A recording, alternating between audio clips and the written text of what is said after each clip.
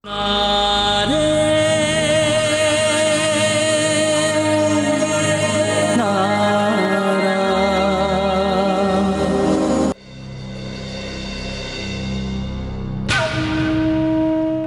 உங்களுக்கு சந்தோஷமா மாதாராம்ஜி? மாப்பிள்ளை தம்பி, நான் உண்மையிலேயே சந்தோஷப்படணும்னா நீங்க இதை வேற மாதிரி எழுதி கொடுக்கணும். அபய் சிங் தாக்கூர்ங்கிற பேருக்கு பதிலா தேவா மகா பண்டிதர்னு நீங்க போட்டு கொடுங்க.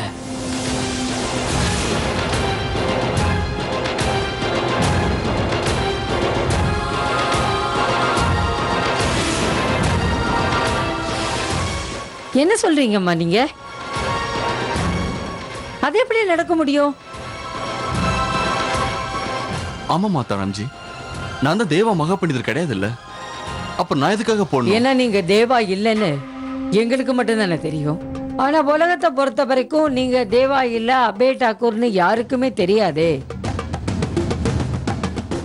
நாளைக்கு இதே பிரச்சனையை பெருசாக்கி இவங்க எல்லாருமா சேர்ந்து நீங்க தேவாதான்னு நிரூபிச்சுட்டாங்கன்னா அப்போ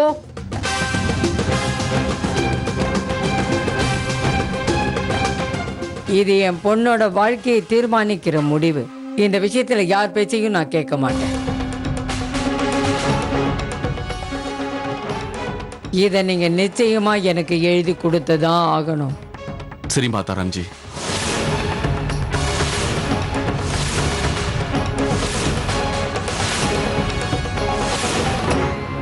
என்ன சொல்ற தேவா? தெரிஞ்சுதான் பேசுறியா? நீ என்ன பண்ண போறேன்னு உனக்கு தெரியுதா? நீதான் உன்னை தேவானே ஏத்துக்கவே மாட்டேங்கிறியே. அப்புறம் எப்படி எழுதி கொடுப்ப நீ? இல்ல இல்ல, நீ அப்படி எழுத கூடாது தேவா. நீ எழுதாத தேவா, நீ எழுதாத. அவங்க உன்னை மடக்க பாக்குறாங்க, நீ எழுதி கொடுக்காத.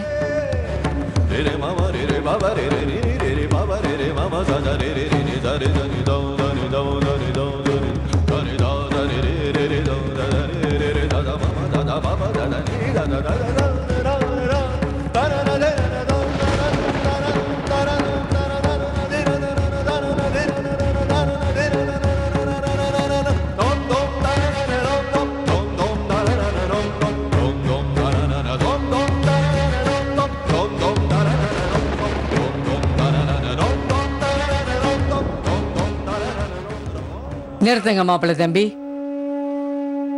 நீங்க கையெழுத்து போடுறதுக்கு முன்னால அதுல எழுதியிருக்கிறத நான் ஒரு தடவை படிச்சு பார்க்கணும்.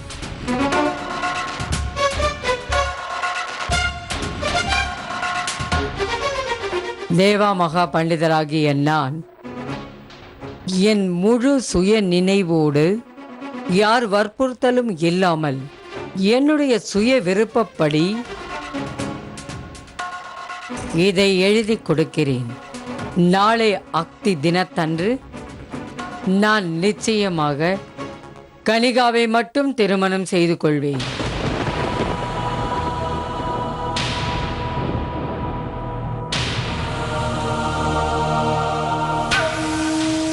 கையெழுத்து போடுங்க மாப்பிள்ளை தம்பி.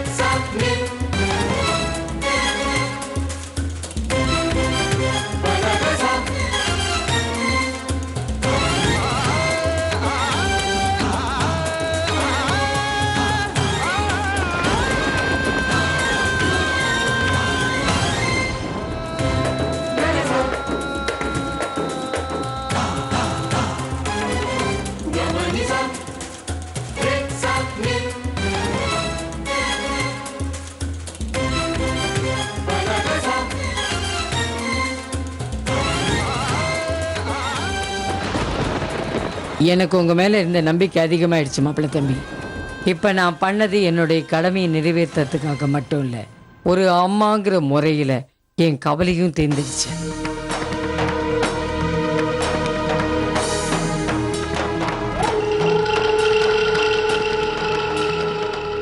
அம்மா, இப்ப நீங்க நினைச்சாலும் இந்த கல்யாணத்தை நிறுத்த முடியாது.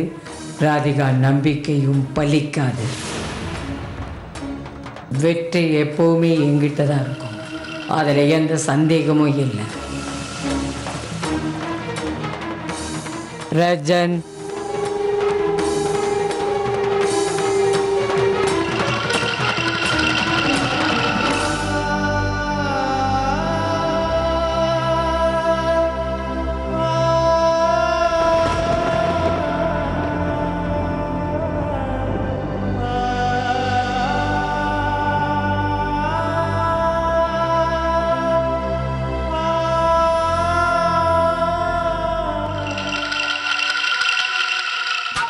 ஜெய் சிவசம்போ.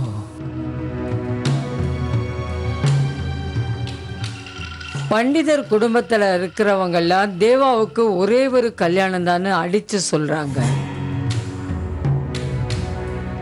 அந்த கல்யாணம் கனிகாவை தவிர வேற யார் கூடயும் நடக்காது. இத பாத்தியா? என் கையில் என்ன இருக்கு பாத்தீங்களா? இப்ப அவன் உண்மையான ஜாதகமே இதான். இத அவன் கையாலேயே எனக்கு எழுதி கொடுத்துருக்கான். இப்ப அந்த விதியால கூட தேவாவுக்கும் கனிகாவுக்கும் கல்யாணம் நடக்கிறத தடுக்க முடியாது.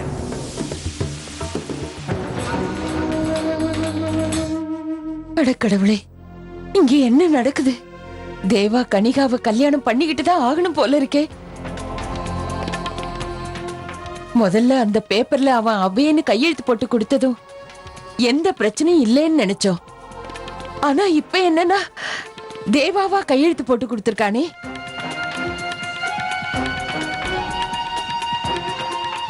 அப்ப ஒருவேளை அவனுக்கு நினைவுகள் திரும்ப வந்துருச்சுன்னா அப்புறம் அந்த காத்தியாயினி தேவியும் கனிகாவும் அவனை கண்டிப்பா விடவே மாட்டாங்க.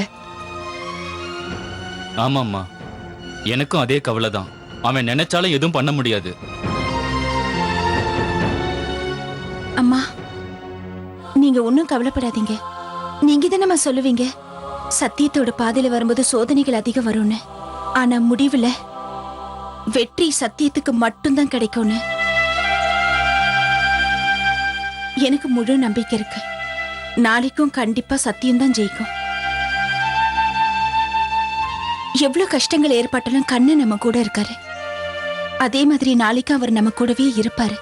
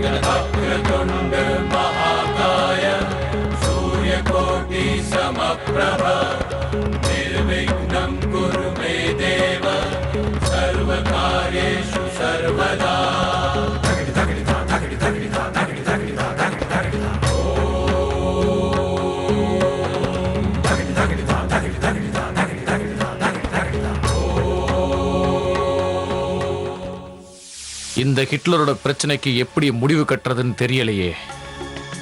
எல்லாத்துக்குமே இவங்கள நான் நம்பிட்டு இருக்கேன். இப்படியே போய் என் வாழ்க்கையை நாளைக்கு கேள்விக்குறி ஆக்கிடுவாங்க போல இருக்கே.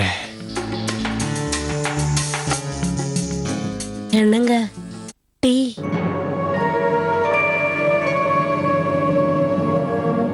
வாங்க விபாராணி வாங்க. ரொம்ப நாள் கழிச்சு உங்க திருமுகத்தை என்கிட்ட காட்ட வந்திருக்கீங்க. இவ்வளவு நாள் நீங்க டீயே கொடுத்துதான் நான் டீ குடிச்சிட்டு இருந்தேனா? எவ்வளவு நாளைக்கு என் வாழ்க்கையில நான் சந்தோஷமா இருக்க போறேன்னு எனக்கு தெரியலையே. ஏன் அப்படியெல்லாம் சொல்றீங்க? என்ன ஆச்சு? என்ன ஆகலன்னு மட்டும் கேளு. இன்னைக்கு மட்டும் அந்த தேவாவுக்கும் கனிகாவுக்கும் கல்யாணம் நடந்துச்சுன்னா என் வாழ்க்கை அதோட முடிஞ்சு போச்சு. ஏற்கனவே இந்த வீட்டுல என்னை யாருமே மதிக்கிறதே கிடையாது. அம்மா அந்த தேவ பின்னாலதான் எப்பவுமே போவாங்க. அதுக்கப்புறம் என் வாழ்க்கையில என்ன பண்றதுன்னு எனக்கு ஒண்ணுமே புரியல. முதல்லயே அம்மாவுக்கு என்னை கண்டா பிடிக்காது, திட்டிக்கிட்டே இருப்பாங்க. என்ன செய்வேன்னா அதான் எனக்கு ஒண்ணுமே புரியல. அதுக்கப்புறம் ஆக்ராவுக்கு போய் கையில மஞ்சள் துணி கட்டின சொம்ப வச்சுக்கிட்டு ரோடோட பிச்சை எடுக்க வேண்டியதுதான். என் தலையில அந்த ஆண்டவை ஏன் தான் இப்படி எழுதிருக்கான்னு எனக்கு தெரியல. என்ன செய்யற ரஜன்?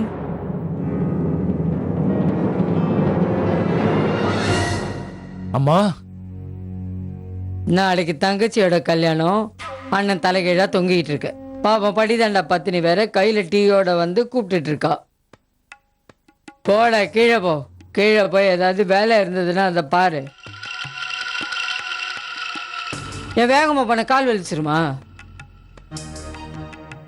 விபா, நீ சீக்கிரமா கௌரி பூஜைக்கு தேவையானதில் ஏற்பாடு செய். நான் போய் கனிகாவை பார்க்குறேன். தயாராயிட்டெல்லாம் இல்லையா தெரியல. சரிம்மா.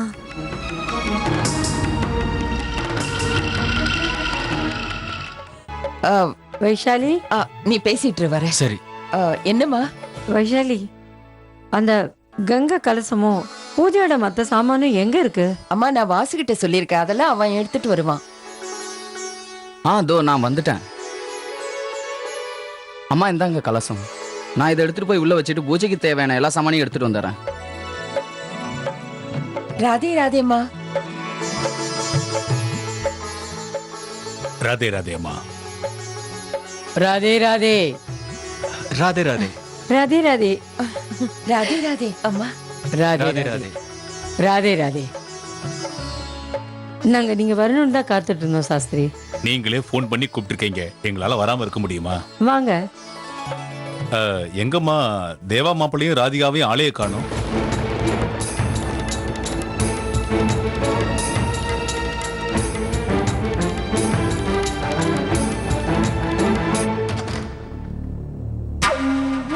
பாரு இவள. ஏ மகாராணி, எழுந்திரு எழுந்திரு. உன்னை போய் பொண்ணா பெத்தனே. நீயும் ரஜனும் சேர்ந்து என் உயிரை வாங்குறீங்க. கஷ்டப்பட்டு எழுதி வாங்கி என்னென்னலாம் பண்ணிட்டு இருக்க, அதை பத்தி கவலைப்படாம படுத்து தூங்குறிய நீ? அங்க ராதிகா அங்க பூஜை பண்றதுக்கு தயாராகி எப்பவோ அங்க வந்துட்டா.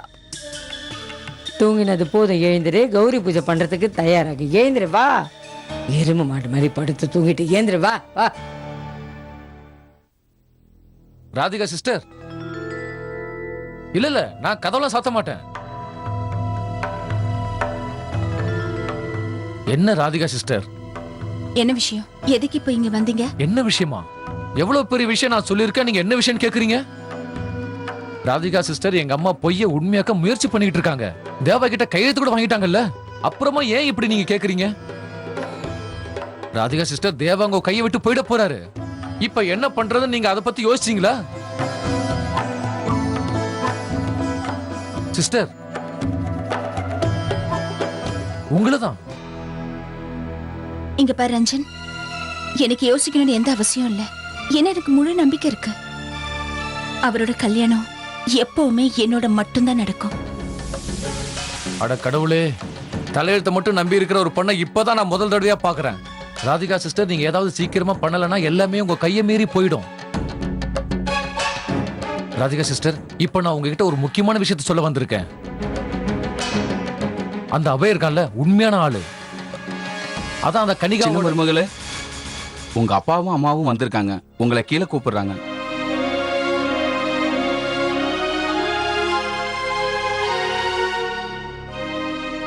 சிஸ்டர், ஒரு நிமிஷம். இப்ப என்னம்மா பண்றது? இது வரைக்கும் நடந்த விஷயங்களை பத்தி நீங்க ஒரு வார்த்தை கூட எங்க கிட்ட சொல்லல. இவ்வளவு பெரிய பிரச்சனை நடந்திருக்கு, சொல்லியிருந்தீங்கன்னா வந்திருப்போம்ல. ஏன் நீங்க இத பத்தி எங்க கிட்ட எதுவுமே சொல்லலாமா? நாங்க என்ன உங்களுக்கு அந்நியமா? நீங்க ஏன் அப்படி சொல்றீங்க சாஸ்திரி? உங்களை விட்டா எங்களுக்கு வேற யார் இருக்கா? எவ்வளவு கஷ்டமான சூழ்நிலை வந்தாலும் நீங்க தானே எங்களுக்கு பக்கத்துணையா நின்று இருக்கீங்க. இப்ப நடந்ததெல்லாம் உங்ககிட்ட சொல்ற அளவுக்கு எங்களுக்கு தெரியல. எங்களாலே இதை புரிஞ்சுக்க முடியல. டீ எடுத்துக்கங்க. பூஜை முடியட்டு அப்புறமா எடுத்துக்கிறேன். சரி, அப்புறமா கொண்டு வந்து கொடு. ஒன்னும் புரியல. அந்த கண்ணையே ராதிகாவோட வாழ்க்கையில மட்டும் இவ்வளவு கஷ்டங்களை கொடுத்துக்கிட்டு இருக்காரு. நாயை குளிப்பாட்டி நடு வீட்டுல வச்சாலும் கூட அந்த நாய் தலையில என்ன எழுதிருக்கோ அதை மாத்த முடியாது. சில பேர் தலையில நல்ல எழுத்தே இருக்காது. இதோ இந்த தேவகி தான் வயிற்றுல பொண்ணை பத்தி கூட பெருசா நினைக்காம ராதிகாவுக்கு எல்லாம் செஞ்சா. அப்படி இல்லைன்னா இவ்வளவு நேரம் விஷாகா இங்க எவ்வளவு சந்தோஷமா வாழ்ந்திருப்பா, நல்லா இருந்திருப்போம்ல. அம்மா, முதல்ல என்ன நடந்ததுன்னு புரிஞ்சுக்கோங்க. நான் என் பொண்ணோட எதிர்காலத்தை நினைச்சு வேதனைப்பட்டுக்கிட்டு இருக்கேன். கல்யாணம் எவ்வளவு பெரிய பவித்திரமான பந்தம், அதுல பிரச்சனை நடந்துகிட்டு இருக்கு. இப்படி நடக்க கூடாது. மா, தீர்க்க சுமங்கலியா இருக்கணுமா?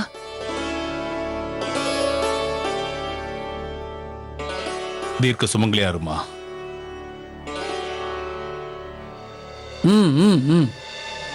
ராதே ராதே. ராதிகா, கல்யாண ஏற்பாடெல்லாம் நடந்துடுச்சா பாரு. சரிங்கம்மா. எப்பவுமே நீங்க எல்லாம் தேவாவுக்கும் ராதிகாவுக்கும் திரும்ப திரும்ப கல்யாணத்தை பண்ணி அதை ஒரு விளையாட்டாவே வச்சுக்கிட்டு இருக்கீங்க. சமந்தி, இது ஒன்றும் விளையாட்டு இல்லை. அக்னி திதியில எப்பவுமே சம்பிரதாயமா இது நடக்கும். சாஸ்திரங்கள் சொல்லுதே, இந்த திதி அன்னைக்கு கல்யாணம் பண்ணிக்கிறவங்க 7 ஜென்மத்துக்கும் எப்பவும் ஒண்ணு பிரியாம இருப்பாங்க, அவங்களுக்கு எந்த குறையும் இருக்காதுன்னு போட்டிருக்கே. அவங்களோட வாழ்க்கையில இருந்து எல்லா கஷ்டங்களும் போயிடுன்னு போட்டிருக்க.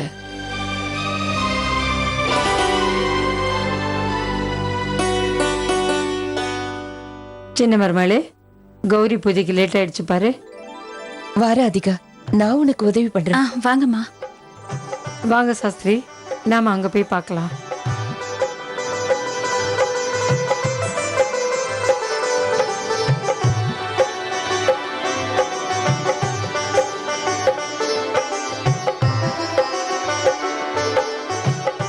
போமா, கலசத்தை எடுத்துட்டு வா.